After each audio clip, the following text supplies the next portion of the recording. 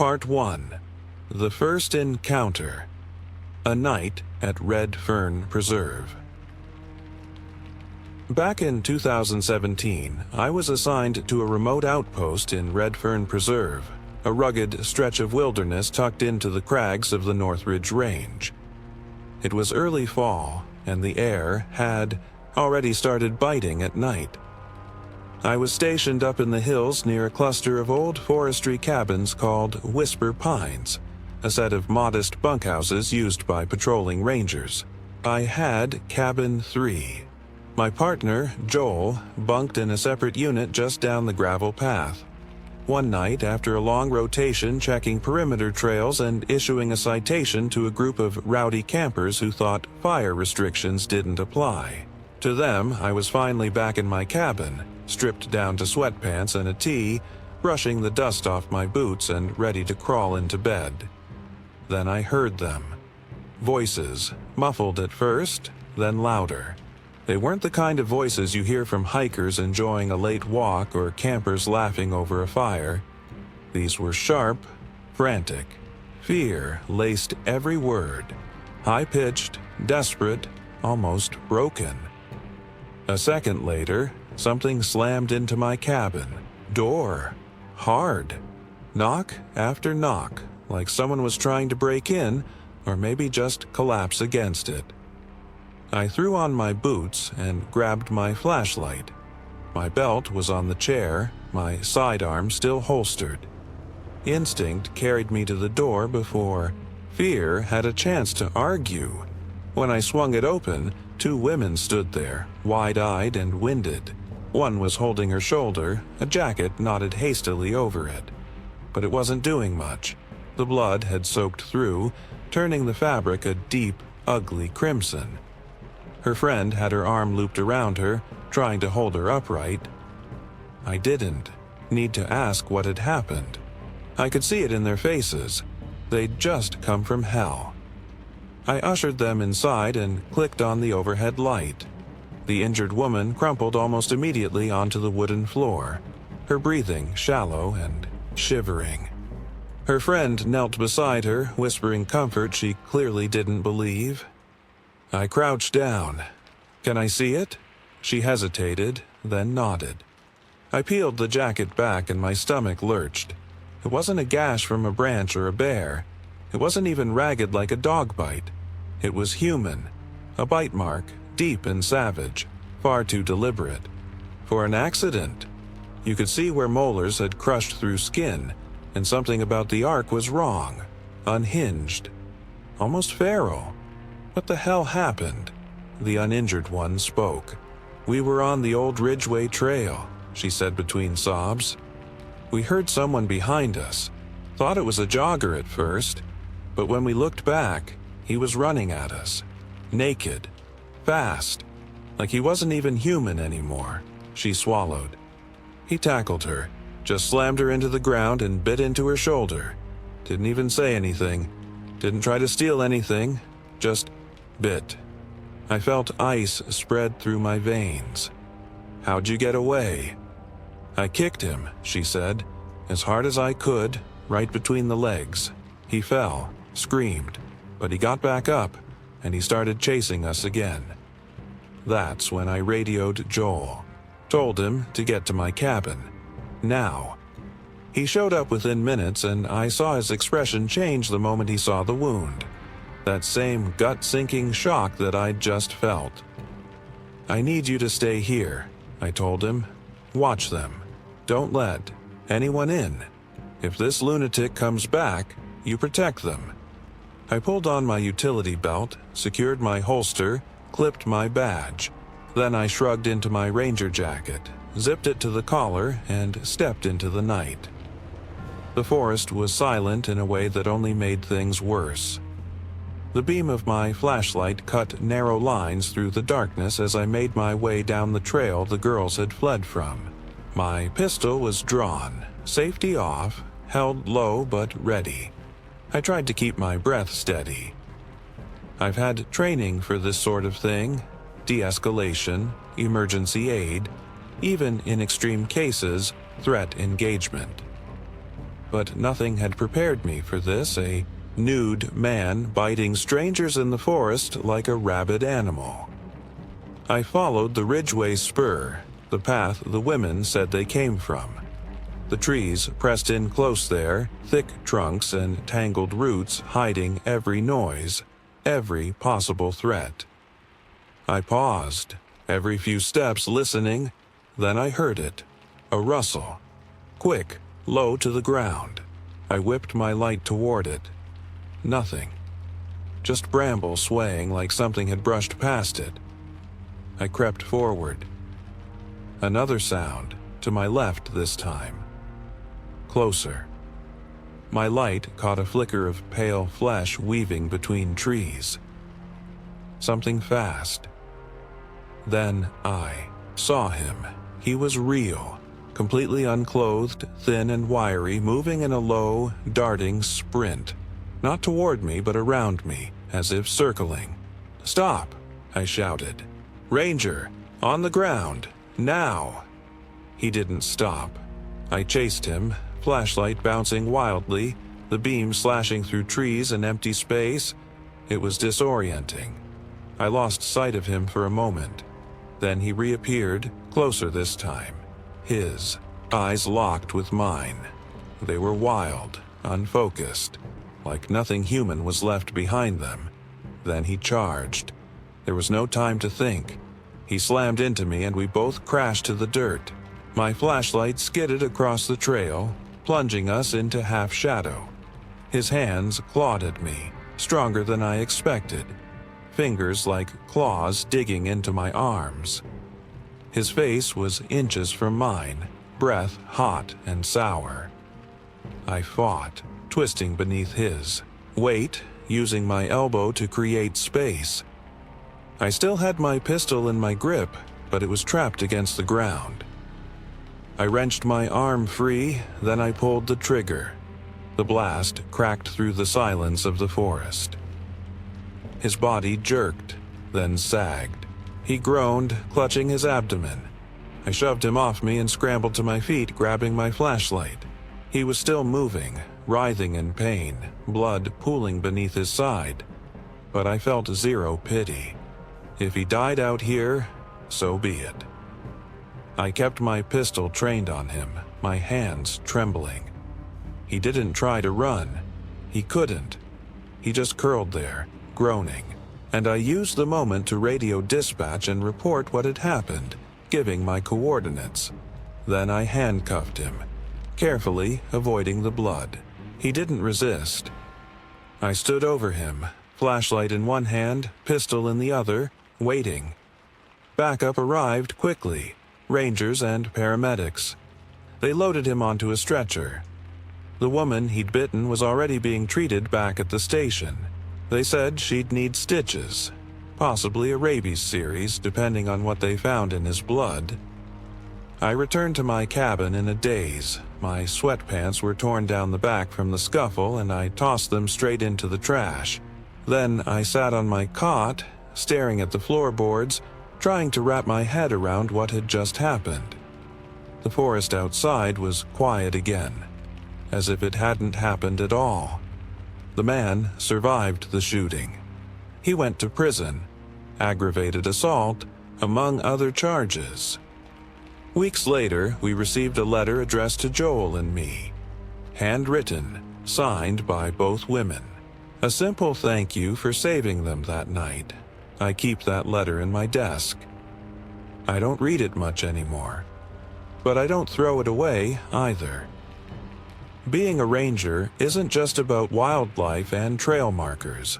Sometimes you're the only thing standing between chaos and safety. And that night, the job tested me in a way I never saw coming. Part 2. Mike's Confession. Ghosts of the Past. I met Mike Rourke at a dive bar called the Lantern's End, a place where the jukebox barely functioned and the linoleum had long since given up pretending it was clean. This was up in Lakesend, a sleepy town hugging the northern tip of the Upper Peninsula. Gray skies, colder hearts, and the Canadian border just a stone's throw away. At first, Mike was just a guy I talked to about hockey scores and bad weather. A quiet drinker who never stayed too long and always paid in cash. Then, one snowy night, after we both got into a heated debate about the Red Wings' fourth-line rotation, we found ourselves laughing, clinking glasses and slipping into the kind of easy camaraderie that only happens after a few rounds and shared silence. Mike turned out to be solid, dependable, the kind of guy you'd want nearby when your truck breaks down or your world starts falling apart. But even after months of beers and backyard bonfires, there was something he never talked about: his past. I knew he'd moved up from the Southwest, said he hated the heat, preferred the quiet of Michigan's lake country. I assumed he was retired, military, or maybe some sort of contractor. But when I pressed gently one night, he just shook his head. "I used to be a ranger," he said, "back before I came up here." "A forest ranger?" I asked. "Like in the national parks?" "Yeah," he replied, eyes on his drink. "Out in the deserts, dry country, but I don't really talk about that." I didn't push. Everyone has their ghosts, and I figured if he ever wanted to open that door, he would. Years passed, and our friendship deepened. We traded the bar for fishing trips and local games, met each other's families, celebrated small victories. Still, that chapter of his life remained locked up tight. No stories, no old photos, nothing. Then, one fall evening, maybe 6 years after we met, we were sitting on my porch, the sun dipping behind the pines, smoke curling from Mike's cigarette. I had the game on the radio and a bottle of whiskey. Between us. Mike was quiet, more than usual. Then, without looking at me, he asked, "You want to hear a ghost story?" "Sure," I said. "Fire away." I figured I was about to hear some nonsense about haunted mines or desert skinwalkers. Instead, I got something much heavier. It was the story of why Mike quit being a ranger, why he'd left the desert behind and never looked back. It was 90, Mike began. I was stationed at Arroyo del Viento, a national park in southern New Mexico. Middle of nowhere. Red rocks and dry gulches. Miles of nothing. He described the park like it was both beautiful and hollow. Caverns that swallowed sound. Plateaus so flat you could see the moon rise before the sun had even set.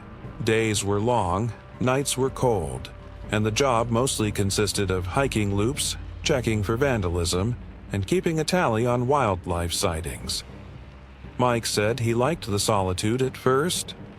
The desert gave him space to think, and the quiet wasn't loneliness, it was clarity. But then came the day that changed everything. He'd been patrolling a trail that ran close to a dry riverbed near the edge of the park.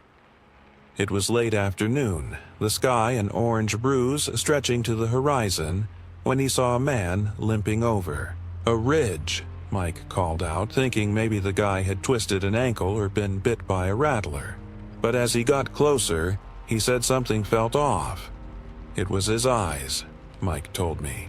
He looked at me like I was the last thing standing between him and death. Not in a grateful way, just calculated. When Mike asked if he needed help, the guy didn't answer. Instead, he reached behind his back and pulled a pistol, pointing it square at Mike's face. "Never even saw it coming," Mike muttered, and I had my own sidearm, but there was no chance to draw. The man told Mike to take off his uniform. His voice was rough like someone who hadn't spoken in days, but the message was clear. He wanted the uniform to pose as a ranger, probably running from someone. Could have been the cops, could have been the cartel. That region wasn't exactly free of shadows. Mike said the guy demanded he remove his belt first, wanted to disarm him. But Mike hesitated. He knew if he stripped, he'd be no use to the a man anymore. Just a loose end, a witness, dead weight. I looked him in the eye and said, "I can't." Over and over. I kept saying I was scared, that if he wanted the uniform, he'd have to take it off me himself. Mike said it was a bluff. He was gambling the guy wouldn't want to shoot. Blood would ruin the disguise, but it was a razor-thin edge to walk.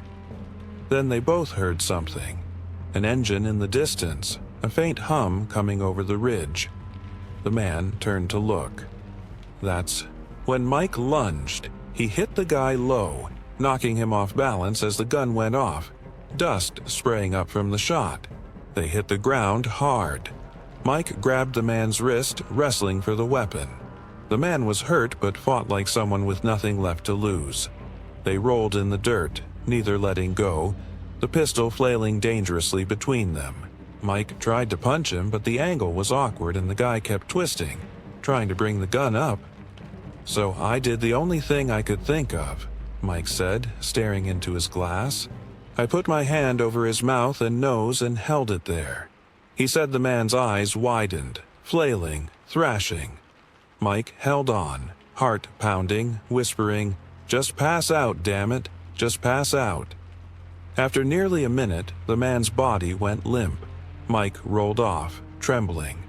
He checked for a pulse, still there, barely.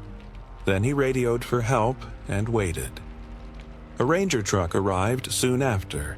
They loaded the guy up, got him to a hospital hours away, but the man never woke up. Doctors said his brain had gone too long without oxygen.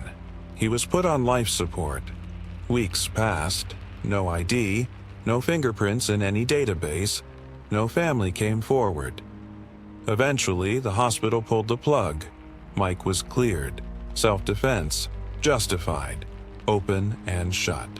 But it didn't help. "I didn't mean to kill him," Mike said, "but I did. I watched the light go out of his eyes, and it stuck with me. Still does." He started having nightmares. He'd wake up sweating, hearing the sound of the shot, or seeing those wide, oxygen-starved eyes. Some nights, he thought he heard footsteps outside his cabin. Felt like someone, or something, was watching him. His mind told him it wasn't real, but it felt real. Too real. And so he quit. He packed his truck and drove as far away from New Mexico as he could without falling into Canada. Found a sleepy town in Michigan and never spoke of it again. Until that night. "I never meant to hurt him," Mike said, his voice barely above a whisper. "But I couldn't let him pull that trigger. I'd be the one dead, or someone else down the road. Maybe a kid. I didn't say anything. What do you say to a man who had to kill to survive?" The silence hung thick between us, filled only by the chirp of insects and the soft wind through the trees. After a while, Mike stubbed out his cigarette, took one last sip from his glass, and changed the subject. He never brought it up again. And I never asked. But after that night, I saw Mike differently. The quick jokes, the calm demeanor, that was all still there. But behind it all was a shadow, a quiet weight he carried every day. That's what taking a life does to a man. Even when it's justified, even when he had no choice. Part 3. The Vanishing. The Hollows Beneath Embercliff. I've worn the uniform of a ranger at Embercliff Reserve for 25 years. Tucked away in the basalt hills of Western Dakota Territory, Embercliff is a place that doesn't show up on road trip lists or Instagram feeds, but it's older than most parks on the map and stranger than all of them put together. It stretches over 50 square miles, half of it tangled pine and dry prairie, the other half dominated by what lies below, the chasm network. a sprawling system of underground passages that twist and coil beneath the earth like a buried beast. The locals call it Throat of the Mountain, and according to geologists, it's the densest series of natural tunnels per cubic mile found anywhere on Earth. And here's the thing, only about 10% of it has ever been mapped. Even with high-tech, LiDAR, and dedicated caving teams, it's estimated it'll take 6 centuries to fully explore the tunnels. Some say it breathes, literally. On pressure-heavy days, air rushes into the cave. When the pressure drops, it blows out. A living tunnel. So Steve, the wind moans through those passages like it's got secrets to tell. And after what happened in October of 2003, I believe it does. That was the year of the disappearance. The one I still think about, long after dark. He got the call from Pine River Dispatch around 5:45 in the evening. Cold front was rolling in, leaves crunching underfoot.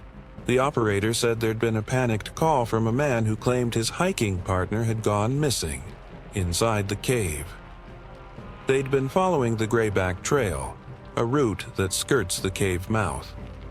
According to the man, who we'll call Hiker B, the two of them spotted a child, a little boy, darting toward the cave alone. No parents, no ranger station nearby. Just a kid, maybe 6 or 7, running full speed into the dark. Hiker B said they called out, but the boy didn't respond, just kept crawling into one of the side hollows. That's when his friend, Hiker A, told him, "I'll go get him. Stay put." He never came back. After 10 minutes with no return, B tried to follow but got spooked when the tunnel forked and the echoes got weird. He turned back, ran the 2 miles uphill until he found a bar of cell signal and called 911. By the time I reached the scene, our SAR team had already arrived. 8 of us, including 2 spelunkers from the Dakota Deep Mapping Corps, were ready to descend. Hiker B repeated his story again. Same details, but with more tremble in his voice now. I noticed something strange. He kept saying he looked for the boy's parents once he emerged, but found no one. Not a single camper, family, or school group anywhere nearby. It was as if the child had appeared from nowhere. The entrance to the chasm was little more than a gash in the rock, barely wide, enough to shoulder through. Cold air blew out with steady force, thick with minerals and earth. It smelled old. We entered in single file. Flashlights cut ribbons into the dark. We passed into a narrowing vein of stone that forced us to hunch, then crawl, then drag our packs behind us. Inside, the walls shimmered with mica, and the ceiling hung low like the belly of a sleeping animal. An hour in, we found our first sign, a scrap of blue nylon, caught on a jagged spur of rock, likely from Hiker A's windbreaker. Bad news. Meant he'd gone deeper than expected. Worse news, it meant he might be hurt. We pressed on. By midnight, we'd only covered 200 meters. The chasm is slow going, full of belly crawls and dead ends. My shoulders were raw from rubbing walls and the air grew tighter, harder to breathe. Then we found blood, a smear along a tunnel wall, fresh enough to still glisten under our beams. Next, to it, a dented metal water bottle. Later, we confirmed it was Hiker A's. The cave seemed to be closing in around us now. Every new passage seemed to fight our progress, tightening into slits, dropping into unexpected pits, or ending in cold, black pools. One of those pools was Ashwell Basin, an underground lake formed millions of years ago. A few spelunkers had swum its surface over the years, but few had made it across. Around the lake, soft clay layered the floor, and right there, on the edge, we found a boot print. Right foot, deep. Pressure on the toe, like someone leaning forward in a crouch. But no body. If hiker A had fallen in unconscious, he'd be floating. He wasn't. By day 3, we were bringing in backup from the National Subterranean Survey. These were elite cavers who spent weeks underground charting unmapped regions with military-grade equipment. We split into 3 teams, branching out from the last known sign. We found more blood, a snapped fingernail embedded in clay. Still, no sign of the man. By day 4, we were breaking into chambers that no human had likely ever seen. That's when we found it. A wall, gouged and clawed by what looked like human fingernails. Desperate, chaotic marks, like someone had been trying to dig their way through solid stone. Below it, a single, shredded glove. It matched the pair hiker A was reportedly wearing. We stared at that wall for a long time. Nobody spoke. Something about it made the air feel thinner, like the cave had swallowed a scream and left only the fingernails behind. That night, morale broke. By day 5, even our volunteers were cracking. One guy, a 20-something hobbyist, who fancied himself a thrill seeker, got wedged in a tight passage. He panicked, started screaming and flailing until 2 of us dragged him free. He left the park that night and never came back. We pressed on, deeper than most people had ever dared, still no trace. On day 6, a team mapping a lesser branch swore they heard breathing, a long, low exhale somewhere deep in the stone. But the cave breathes, we reminded ourselves. Air shifts with pressure. It didn't mean anything, right? On day 7, we called it. Our superintendent made the final call, but truthfully, we all knew. No light, no voice, no trace. He was gone. We never found his body, never found the child. We filed the reports, contacted the family, offered condolences we didn't really understand ourselves. Weeks later, a team stumbled on a lone hiking boot in a side tunnel completely buried in clay. It matched hiker A's brand and size. That was it. No bones, no blood, no closure. Just silence. I still work at Embercliff. I still walk the trails and monitor the cave entrances, but I don't go deep anymore. Not unless I absolutely have to. Even then, I never go alone. Sometimes when the wind shifts, I'll stand near the cave mouth and listen. The breeze spills out, warm and faintly sour, like something down there has been waiting a long time. And sometimes, in that quiet breath, I think I hear something else. A whisper, a word, or a name. Part 4. Burned Man. The unsolved mystery of Black Hollow Park. Some people dream of working in cities with bright lights and fast lanes. Not me. I always knew I belonged in the wild. I grew up in northern Wisconsin, where the trees outnumber. The people and my weekends were spent fishing or pitching tents with my dad along the icy banks of Mirrorstone Lake. I knew I wanted to be a ranger by the time I turned 10. That's when I first saw one up close. Ranger Hellman, towering over the dock at Cloudreach Bay, wearing the crisp green uniform and wide-brimmed hat like a badge of ancient authority.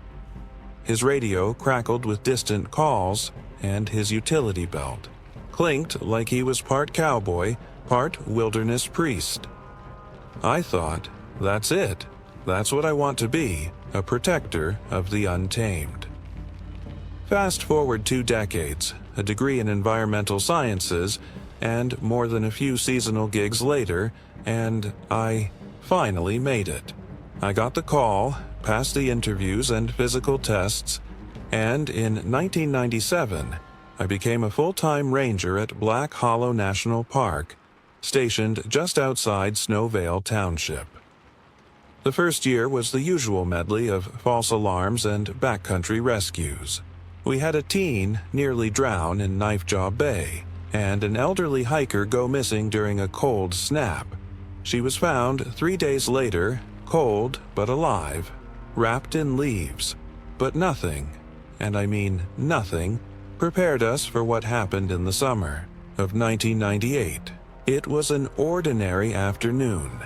I'd been out checking unauthorized campsites along the Long Needle Trail, a route that curved through dense cedar woods.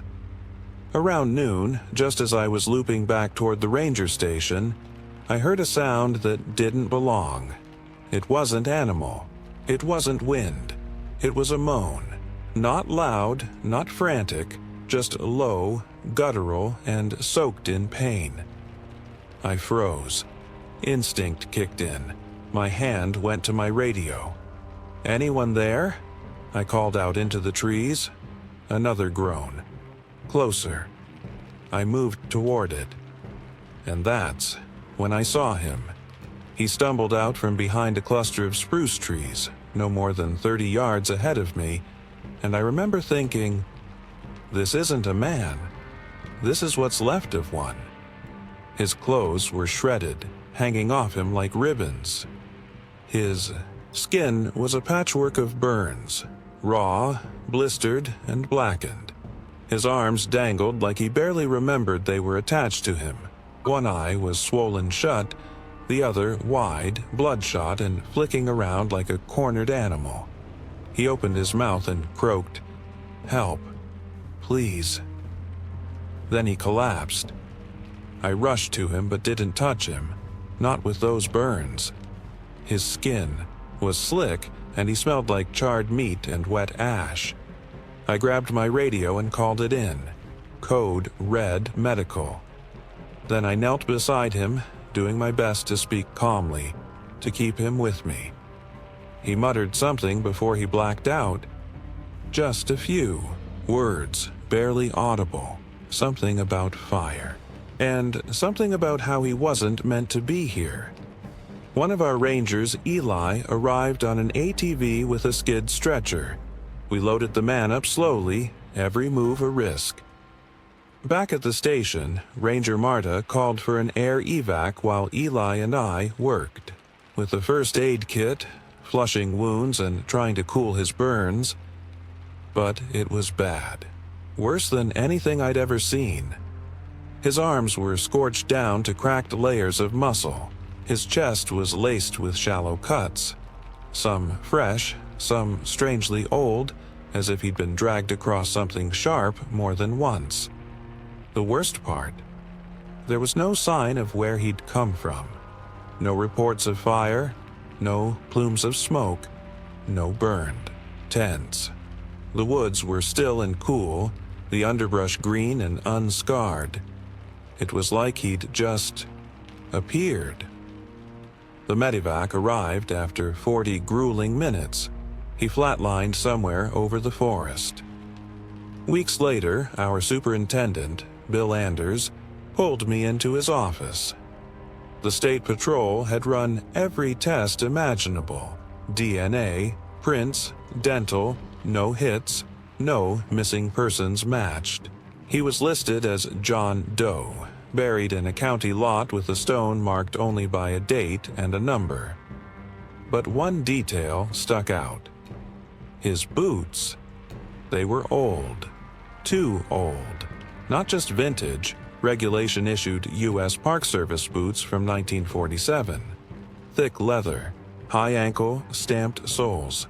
I'd seen them before in black and white photos during training. The boots had been discontinued for over 50 years. Bill showed me the report from the trooper. He wasn't saying the guy was a ranger, not officially. But why else would a man with those boots, no ID, and no modern gear come walking, burning, out of the forest? Theories floated. Drifter? Lunatic? Victim of a meth explosion? but nothing made sense. There were no fires in the park that summer. No signs of ignition, no scorched trees, no melted nylon or charred logs. He hadn't set himself alight. Something had burned him. But we never found what. That fall, I started having trouble sleeping. At night, I'd sit on my porch with a cup of coffee, staring into the woods and thinking of him. The look in his eyes. The way his voice broke on the word fire. The way his boots looked like they belonged to another century. I started asking quiet questions. I didn't want the other rangers thinking I'd gone off the deep end, but I spoke to the old-timers. The ones who'd worked this park back when the cabin still had wood stoves and the radio tower was a single channel. One of them, Ranger Carlson, now retired, told me something that chilled me more than that man's burns. There are places in these woods, he said, where the air just feels wrong. Places where things don't behave the way they should. You don't see it unless you're looking, but once you do, you'll start noticing they're always in the same places. He wouldn't say more. But after that, I started giving a wide berth to the stretch of forest where I'd found our John Doe. Not because I was afraid, because I felt watched. I left the service in 2018. Moved down to a quiet cabin outside Larch Bend, thinking I could leave it all behind, but that burned man, he followed me. Not physically, just in memory. I'd sit on my porch, eyes on the tree line, and I'd see him all over again, begging for help, falling apart in my arms. So I started digging. I combed old ranger logs, newspaper clippings, archived fire reports. Nothing matched. But then I stumbled across an article from 2009. Barker Ridge Lodge, out west in Nevada, had burned to the ground. No cause found. It was a preserved structure, staffed by rangers kept clear of overgrowth. Just burst into flames.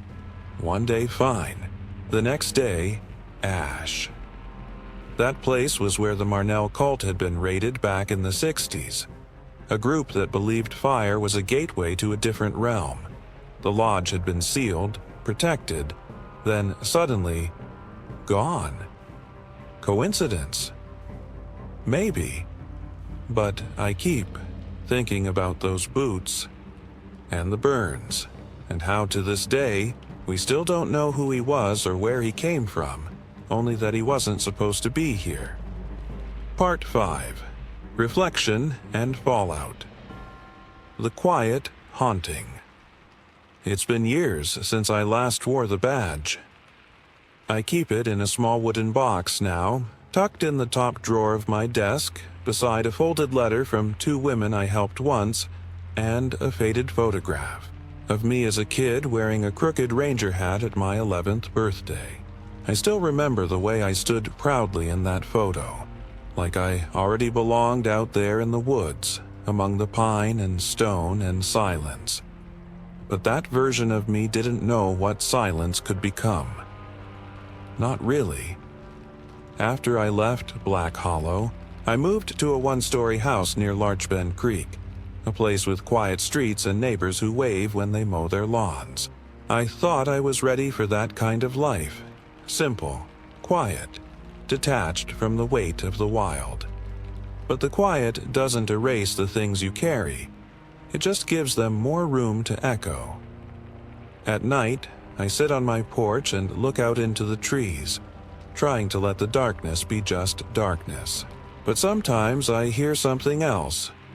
Not sound exactly, just memory pressing against the edges of stillness.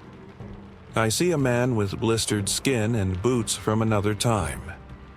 I hear frantic knocking on my door and the gasps of women running for their lives. I picture a boot print near a black lake and scratches carved into stone by fingers that knew no rescue was coming. Some nights, I find myself listening for breathing that isn't mine. I tried to rationalize everything. I told myself that people go missing all the time, and that the world is full of injuries that never get answers. That man I found, maybe he was a drifter. Maybe he was in the wrong place at the wrong time. But the facts never lined up, and the questions never stopped coming. There was no fire, there was no ID, there were boots that shouldn't have existed, and a story that couldn't hold itself together under the weight of the evidence. I dug through old records, looking for someone, anyone, who matched his description. No ranger gone missing, no fire unaccounted for, no forensic match, no family. Claims, no logical end. It's like he was a ghost that stepped out of history, caught fire, and collapsed at my feet. I started wondering if the land itself remembers things. If there are places where time gets confused, where old stories sink into the roots of trees and rise up when the wind shifts just right, places where the rules bend just enough to let something through. Ranger Carlson once said there were pockets in the forest where things didn't behave the way they should. I didn't believe him at the time, but after everything I've seen, I'm not sure I can dismiss that anymore. Maybe some trails lead to places not marked on any map, and maybe some of the people we lose don't stay lost. I don't talk much about my ranger years now, not with neighbors, not even with old friends. It's not shame, it's something else. Some stories just live better in silence. But if someone asked me today whether I'd do it all again, if I'd walk back into those woods, chase after screams in the night, crawl through the bones of the earth to find a man who may not want to be found, I'd say yes, because that's what the job is. It's not just bears and campfires and guiding lost kids back to the trailhead. Sometimes it's standing alone in the dark, facing things that no manual can prepare you for, and making a choice. That might break you, and if you're lucky, you come back. Most of you, anyway. The forest doesn't remember names, but I do, and some nights, when the wind pushes through the trees in that slow, strange way, like the land itself is breathing, I sit real still, and I listen. Not for ghosts, not even for answers, just for the whisper of something that says, "You were there, and you made it out." If these stories moved you, unsettled you, or reminded you that the wilderness still holds secrets we don't understand, share them. Pass them along to someone who believes the world is bigger, stranger, and darker than we let on. Subscribe for future stories from the edge of the map. Because out there, somewhere beyond the trail markers, the unknown is still watching.